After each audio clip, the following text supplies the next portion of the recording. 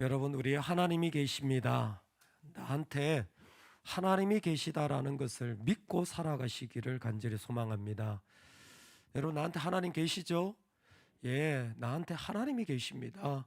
나한테 하나님이 계셔요. 세상을 만드시고 다스리시는 하나님이 계시니까 이 땅에 어떤 일이 좀 안 되더라도 우리는 그 하나님을 끝까지 부여잡고 나아가는 믿음이 절대적으로 필요합니다. 한 선교사님의 이야기를 전해 들었습니다.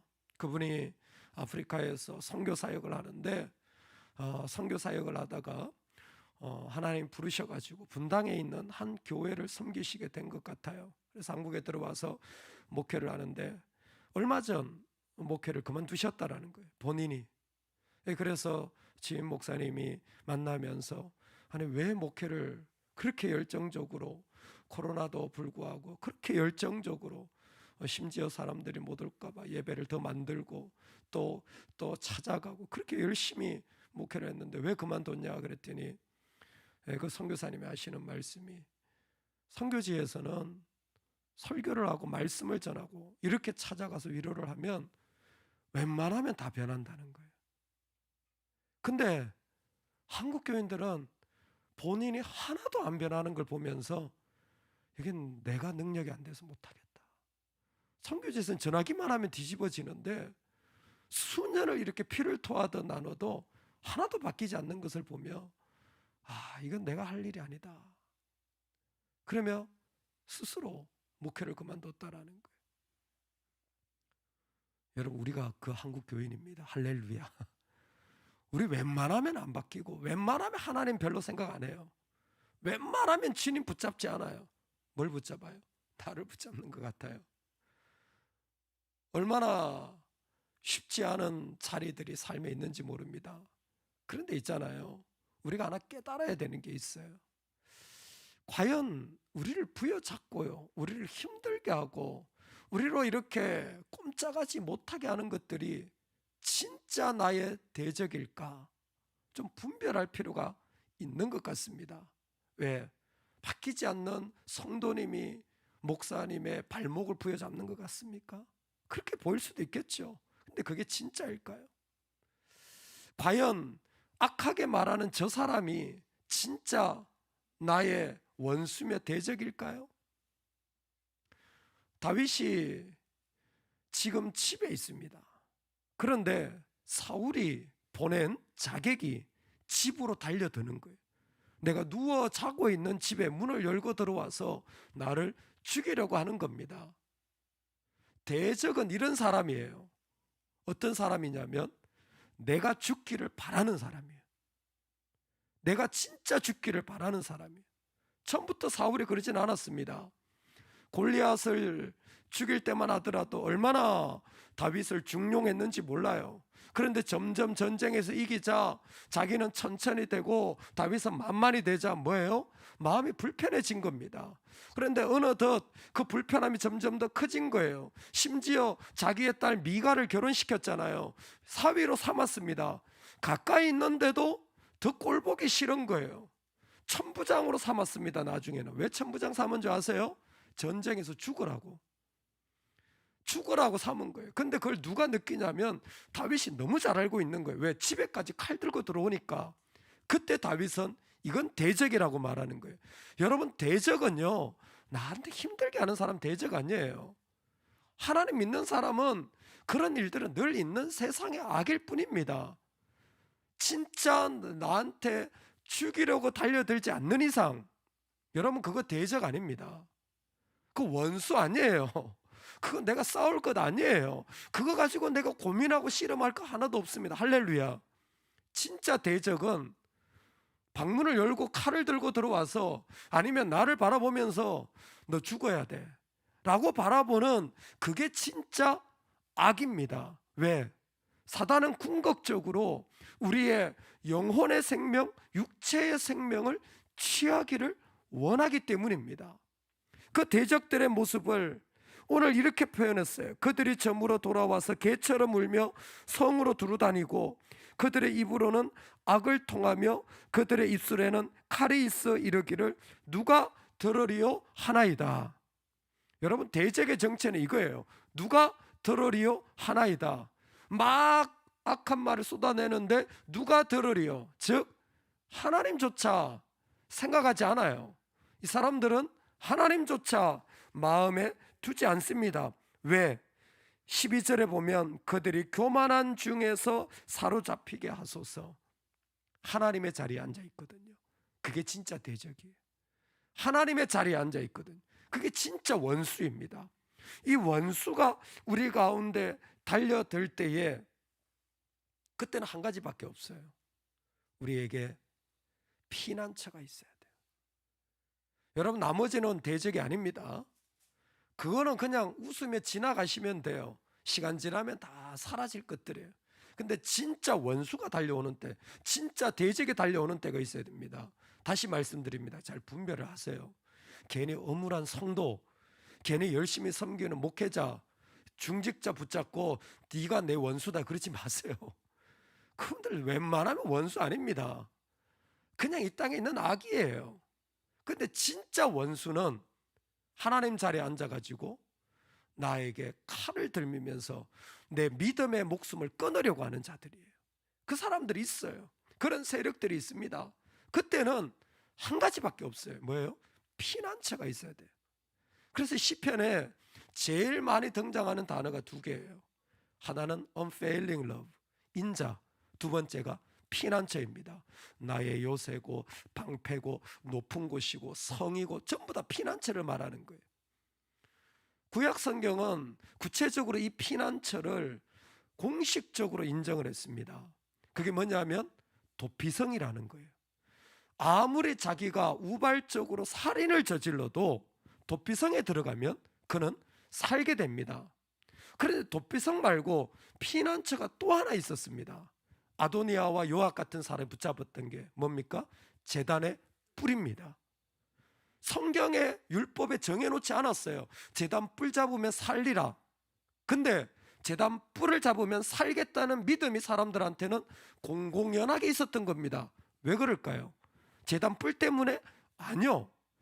제단에 계신 하나님을 모든 사람들이 두려워했기 때문입니다. 도피성은 공식적으로 법으로 정해놔서 들어가면 누구라도 보복하면 안 되는 거예요. 그건 법으로 정해놨어요. 근데 사람들이 모두가 가지고 있는 공통점이 뭐냐면 제단은 함부로 못 들어간다. 왜? 그 뒤에는 하나님이 계시기 때문이에요. 그게 이스라엘한테는 거룩한 피난처가 된 겁니다. 여러분, 대적이 달려들 때 우리에게 내 뒤에 피난처가 있다는 걸 대적은 알까요? 모를까요? 대적은요, 하나님 자리에 앉아 있습니다. 아나무인이에요. 진짜 대적은 아마 하나님조차 무시하고 달려들 겁니다. 뭐 거룩하다, 예배다, 주의 이름이다. 아마 그 대적은 전혀 신경 안 쓸 거예요. 그런 것하고 아무 상관없어요. 그냥 무조건 직진이에요. 왜? 하나님이 없으니까. 그때에 진짜 대적을 만난다면요, 내가 하나님 계신 걸 보여줘야 됩니다. 내가 하나님 계신 걸 보여줘야 돼요. 네가 아무리 나한테 그런 말을 해도 나는 나한테 하나님이 계셔서 그럴 수가 없다. 네가 아무리 나한테 칼을 들이밀어도 그래, 나도 너한테 못된 말 좀 하자, 속 좀 풀자. 미안한데 나는 내가 하나님 계셔서 그럴 수가 없다. 왜? 나는 하나님 두렵기 때문에. 제단 뿔을 잡는 이유는 제단 때문이 아니라 그 하나님의 두려우심 때문에 내가 감히 너처럼 그렇게 할 수가 없는 거예요. 감히 너처럼 그렇게 나아갈 수가 없는 겁니다. 그 하나님은 나의 하나님이시기 때문입니다. 그래서 피난처가 있는 사람들은 그 삶의 자리에서 그 피난처를 계속 고백하게 되어지는 거예요. 주여, 나를 도우시기 위하여 깨어 살피소서. 하나님이여, 나를 건지시고 일어나 치료하는 자에게서 나를 높이 드소서. 전부 다 나의 피난처 되신 하나님께로 내가 달려가서 나의 하나님을 부르는 겁니다. 정말 누군가와 좋은 관계를 유지하고 싶다면 마법의 가루 두 가지가 있답니다. 내가 누군가와 좋은 관계를 가지고 싶다면 마법의 가루 두 가지가 있는데, 첫 번째가 뭐냐면 끝까지 사랑하는 거래요. 사랑하면 그 관계는 중간에 왔다 갔다 하는 사랑 말고요. 좀 좋을 때는 좋았다가 좀 뭔가 일이 좀 틀어지면 싫어 이런 거 말고요. 끝까지 사랑하는 관계. 두 번째 가루가 뭐냐면 감사래요. 참 고맙다, 감사하다. 늘 그렇게 말하는 관계는요, 절대로 어그러지지 않고 끝까지 간다라는 거예요. 근데 참 어떤 일을 해도 감사를 표하는 분들이 참 많은 것 같아요. 참 귀한 일 같습니다. 무슨 일을 해도 고맙습니다, 감사합니다, 귀하게 얘기해 주는 거죠. 끝까지 가는 사람이 있어요. 분명히 실수를 하고 부족한데도 뭐예요? 다 덮어주고 끝까지 함께 해주는 분들이 있습니다. 그런 분들은 어떤 상황이 돼도 절대 떨어질 일 없어요. 그냥 늘 함께 하는 거예요. 공간적으로 멀어져 있고 시간적으로 좀 멀리 있다고 할지라도 뭐예요? 계속 나와 같이 있어주는 그런 관계가 되어지는 거예요. 다윗에게 하나님이 지금 그런 분인 것 같아요. 아무리 원수가 달려들어도 그는 누구에게 달려가냐면 내 하나님께 달려와요. 모습이 그런 것 같습니다. 센 원수가 올수록 원수에 대한 공포감이 커질수록, 공포감이 있죠.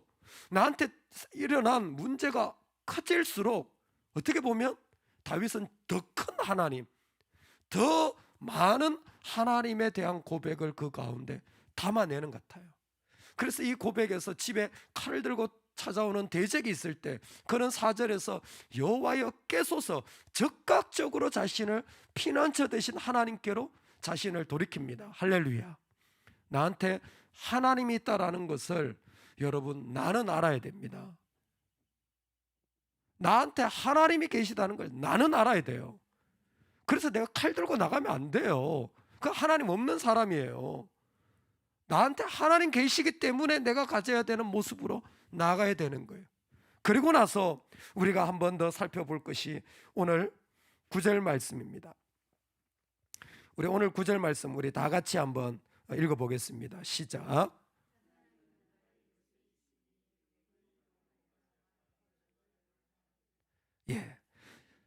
똑같고 비슷한 말씀이 17절에 한 번 더 있습니다. 우리 한 번 더 17절 읽어보겠습니다. 나의 힘이시 내가 주께 찬송하오리니 하나님은 나의 요새이시며 나를 긍휼히 여기시는 하나님이시니이다. 아멘, 아멘. 지금 다윗은 요새 피난처 되신 하나님을 즉각적으로 붙잡는 거예요. 하나님이 계시기 때문에. 근데 다윗에게 그 하나님이 계시자 일어난 일이 영적으로 이렇게 딱 보여지는 겁니다. 오늘 말씀 9절에 보면 요새가 계시기 때문에 나는 뭐 하냐면 내가 주를 바라리이다 그랬어요. 요새가 있기 때문에, 피난처 대신 하나님이 있기 때문에 내가 주님을 바라본다라는 겁니다. 즉 다른 것이 아니라 내가 주님을 기대하고 기대를 가지고 계속해서 그분을 향한다라는 거예요. 대적에게서 내 주님을 지켜낸다라는 것이 주님을 바라본다라는 겁니다. 여러분, 우리가 주님을 지켜내야 돼요. 나도 주님을 못 볼 수가 있고 나도 거기에서 멀어질 수가 있는데 그 대적에 달려올 때 내 영혼은 기대감을 가지고, 대적은 그렇게 못하지만 나는 주님을 향한 기대감을 가지고 그 주님을 바라보는 거예요. 주님을 그렇게 사모하며 바라볼 때에, 그때에 그의 마음에는 말할 수 없는 놀라운 평안과 은혜를 하나님이 그 가운데 주는 겁니다. 여러분, 주님을 바라봤던 그 시편 기자가 오늘 17절에 가면 뭐 하냐면 그 주님을 찬송하게 됩니다. 선포하게 되어져요. 이게 뭐냐면 내 시각에서 주님을 바라봤어요. 처음에는 나한테 주님이 계셨어요. 이게 내가 주님을 바라보게 되었어요. 그리고 찬양한다는 건 뭐냐면 이제는 상대방에게, 대적에게 하나님이 계셔라고 말할 수 있게까지 되어진 겁니다.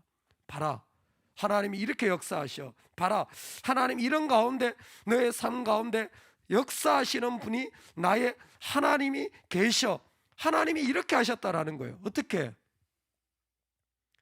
서운하다, 힘들다, 이런 말을 나한테 사라졌어요. 하나님이 내 안에 기대감을 주시고 피난처 되신 주님이 기대감을 주실 뿐만이 아니라 그 하나님이 나한테 이렇게 하셨어 라고 말하는 게 찬송이에요. 하나님이 이렇게 하셨어 라고 말하는 게 찬송이에요. 한 신앙의 선배가 도전해줬던 메시지입니다. 신앙생활 하다 보면 사람과 갈등이 생기고 어려움이 생기죠. 특별히 사람과의 갈등이 있을 때가 있다. 그럼 그분은 꼭 그렇게 한다는 거예요. 매일 새벽 기도를 하시는 분이니까 새벽 기도 가서 기도를 하는데 마음에 내가 그 부분에서 완전히 자유할 때까지 기도의 자리에서 안 일어난다는 거예요. 내 마음이 거기에서 완전히 자유할 때까지. 때로는 배우자일 수도 있고 때로는 같이 신앙생활하는 사람일 수도 있고 이 땅에 일하는 사람일 수도 있는데 그 사람들 문제가 아니라 내 마음이 하나님 앞에서 완전히 자유할 때까지. 심지어 내 출근이 늦고 내 일이 늦어져도 내가 이 문제 해결 안 하고는 살아갈 수가 없기 때문에 하나님 앞에서 하나님 두려워하기 때문에 계속 기도한다. 근데 처음에는 그게 긴 시간이 걸렸는데 기도하는 사람이 기도를 하다 보면 완전히 자기가 죽어지는 영성은 하나님 앞에 완전히 자유함을 그 사람만 느끼는 거죠. 뭐예요? 하나님 이렇게 하셨어. 여전히 그 원수는 그냥 등등할지 몰라요. 기세가 그냥 그럴지 몰라요. 살기가 아주 살벌할지 모릅니다. 근데 뭐예요? 하나님이 나한테 이렇게 하셨어. 이게 찬송이라는 거예요. 얼마나 놀라운 반전입니까?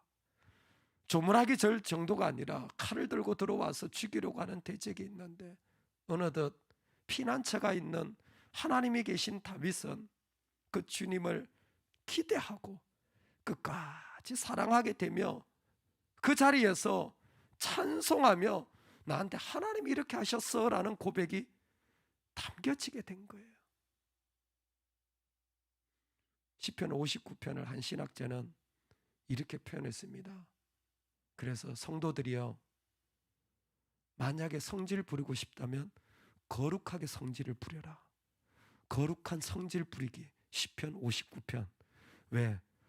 복수에 대한 원수에 대한 보복에 대한 말씀을 다 적어놨거든요. 하나님 그들을 이렇게 해주시고 이렇게 하나님 갚아주시고 그리고 그분은 심지어 이렇게까지 표현했더라고요.